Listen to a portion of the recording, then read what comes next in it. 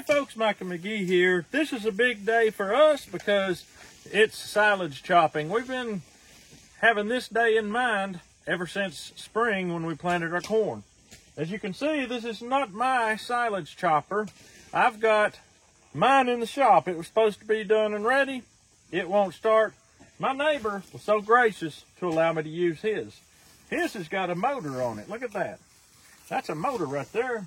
So we're going to try it out. We've never used it for chipping corn. We're going to try it, see if it works. If it does, we're just going to go ahead and get started. There's a possibility my chipper will be fixed and ready to go. Maybe not. I thought I was thinking ahead and I got it in there like a month ago, but still not ready. But anyway, let's get her fired up and get going. As you know, the boys, they cut it by hand. They bring it in on trailer loads, and then we chip it. So let's do it.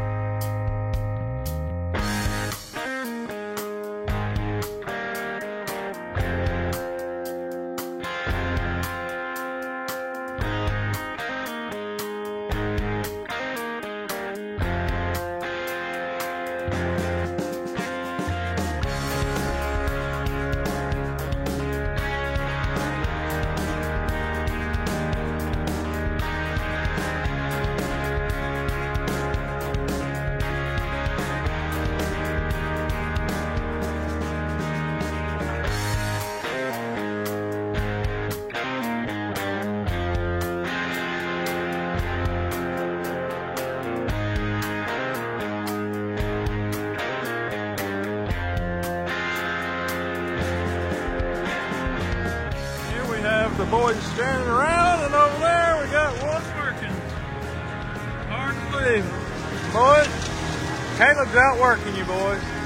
This is my neighbor Adam. He's the one that owns the tractor. I would say 63 horsepower motor ought to be able to get this done in short order. I've got plenty of boys out here cutting. I want to show you as we go through this video. We got 3 fields to do, so it's going to be no problem getting you the necessary footage with information, but for now let's have fun and watch some chopping.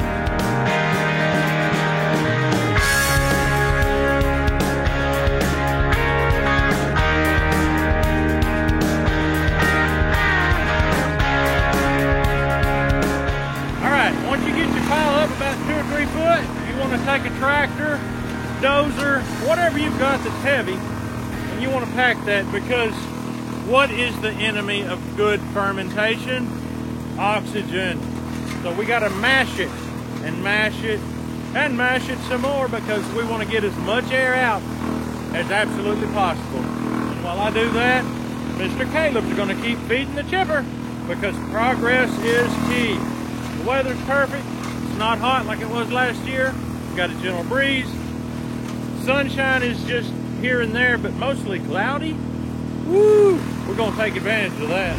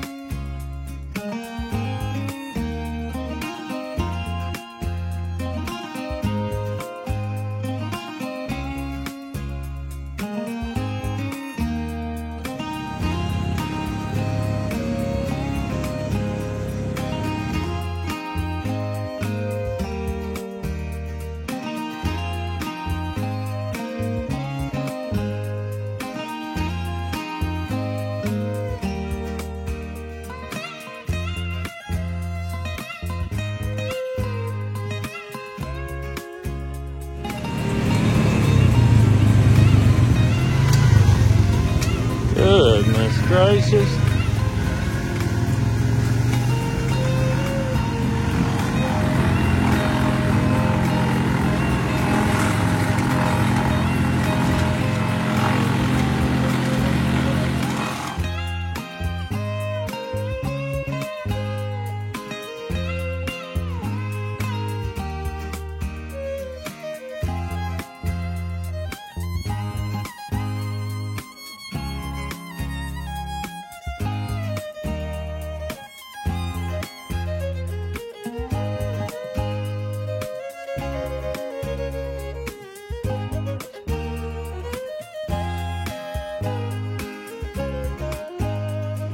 Don't have kids, they said.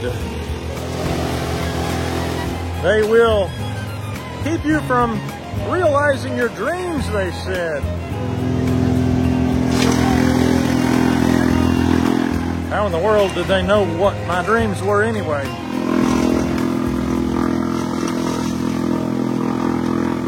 Maybe this is my dream.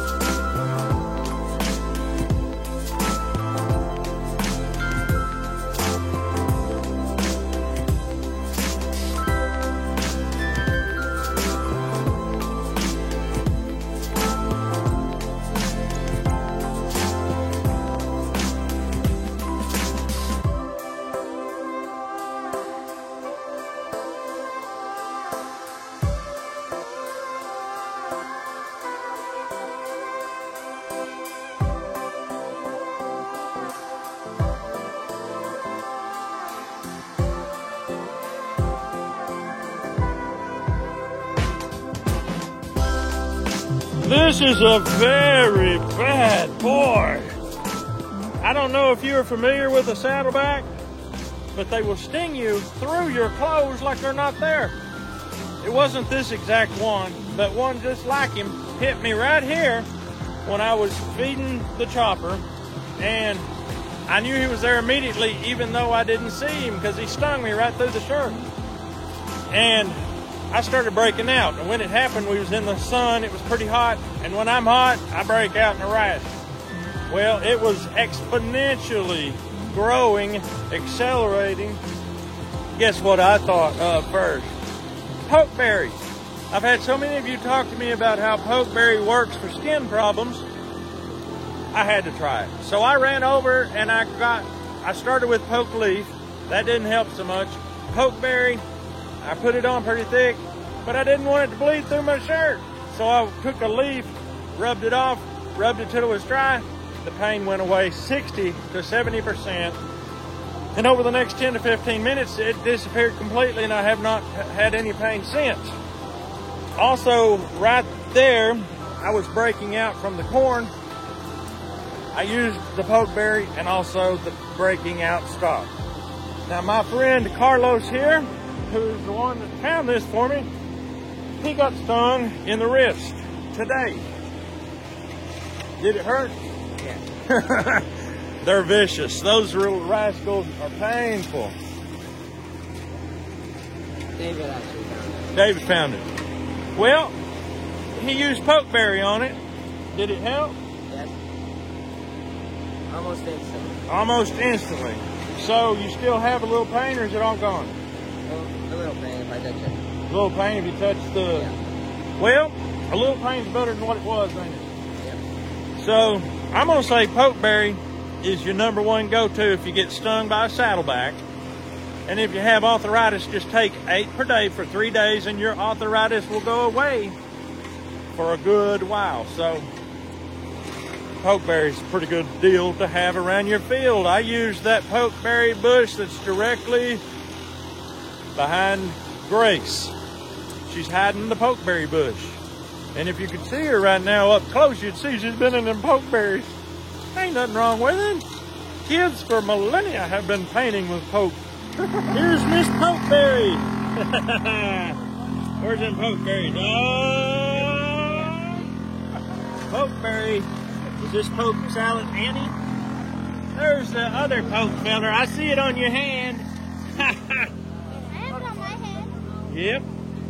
Very good.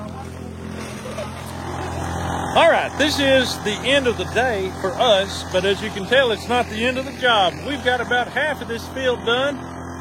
The boys are just finishing up the last load.